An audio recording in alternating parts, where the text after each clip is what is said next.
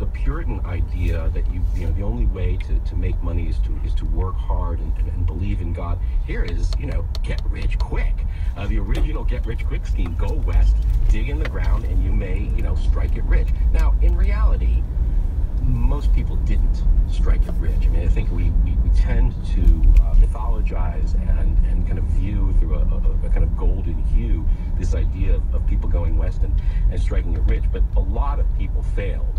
A lot of people starved. A lot of people went crazy. The first mental institution in California was actually opened to deal with people who because it took such a long time to get from the East Coast to the West Coast before the Panama Canal existed, they would go crazy on the voyages. They would literally go mad, and the state found itself suddenly having to deal with all these people and had to create a mental institution to deal with it. So as you go through the second half of the 19th century, you see that gold is still important in the currency. During the Civil War, the federal government issues greenbacks, paper money, right. And it works. It helps to finance the war, but a lot of people hate it because it's just paper and they don't trust it. And on we go. I mean, there are financial panics in what, like 1893, 1907. And then in the early 20th century, we finally have a central bank. The Federal Reserve System is established to have one central institution to regulate our currency. Are we still committed then to the gold standard? Yes. Gold becomes the official standard with silver now, you know, kind of being tossed aside. Silver, through most of the 19th century, America was what was called a bimetallic standard. That is, both gold and silver were legal tender. The creation of greenbacks in the Civil War, you know, is something that some people see as a kind of original sin, because for the first time we have a nationally issued currency that's not backed by gold. Just, you know, whatever the government says it's worth, or what the market will bear. And this goes all the way to a Supreme Court decision that is then overturned, declaring the greenbacks ultimately to be legal tender. But it's much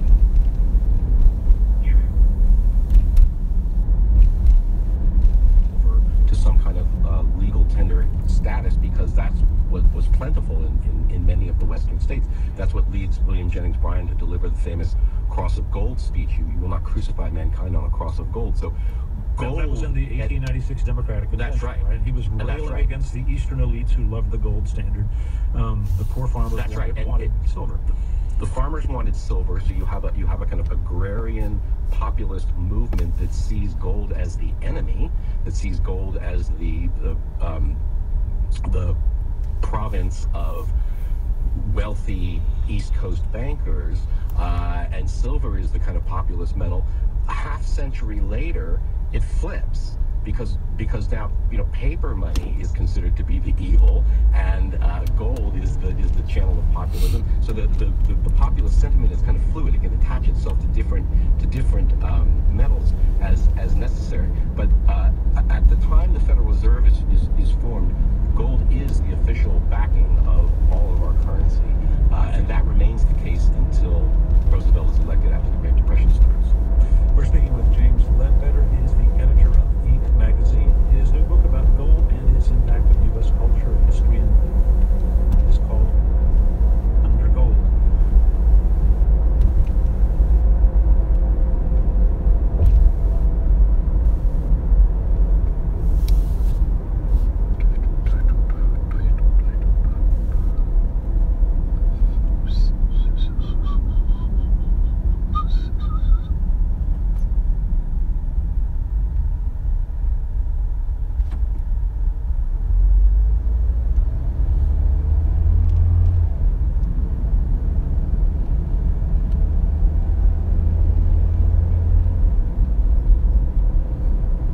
This is Fresh Air, and if you're just joining us, we're speaking with James Ledbetter. He is the editor of Inc. magazine and has written several books.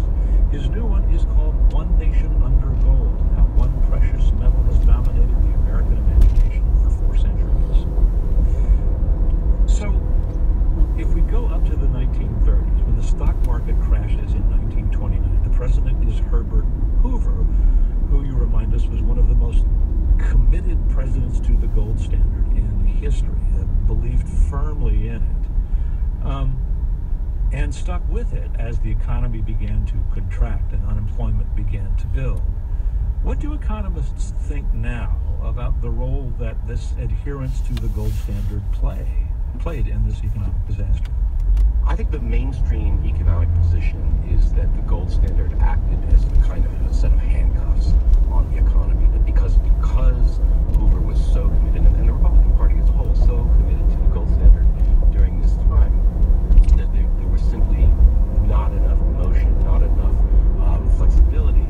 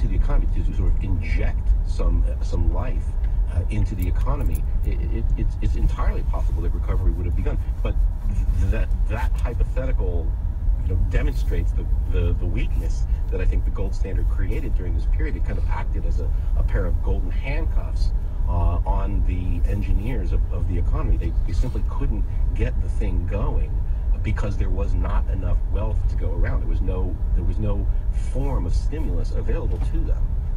So when Franklin Delano Roosevelt takes office in 1933, he wants to aggressively get the economy moving. He enacts a bunch of government programs. What was his attitude towards gold and gold standard? So we learn a lot about the New Deal, but literally the first thing that FDR did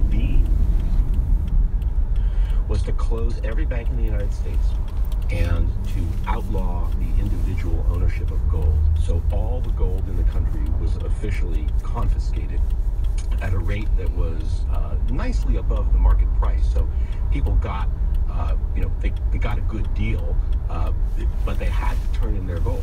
It was in theory against the law to own gold during this time, and because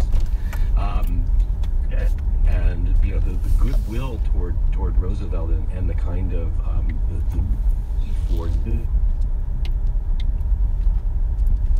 people. Well, there were some exceptions. I don't think anyone went to jail for hanging on to their gold, but there were some trials and fines that were assessed. You actually have a reproduction of a leaflet that was handed out, Executive Order of the President, April 5th, 1933, where people have to turn in their gold coin and bullion. The government paid them for this. They did. What was the logic? What was the goal here? Roosevelt was trying to get some kind of control over the economy, and what was going on in the latter days of the Hoover administration, a lot of gold was leaving the country. France, in particular, during this period, in part because of their experience with World War I, was hoarding as much of the world's gold as it could get its hands on. And people were panicking. They were taking gold out of vaults, out of banks, and hanging on to it because of the fear that the economy would just get worse and worse. Roosevelt felt he had to put a stop to this before anything could get better. And similarly, every bank in the United States had to close. And then the healthier ones were brought back to life. But the gold prohibition, which was probably never really intended as permanent, stays for 40 years. So throughout, the middle part of the 20th century, it is actually illegal for Americans to own gold jewelry or teeth fillings, that kind of thing, and certain industrial applications. But we lived for 40 years without the ability to own gold. So the government kind of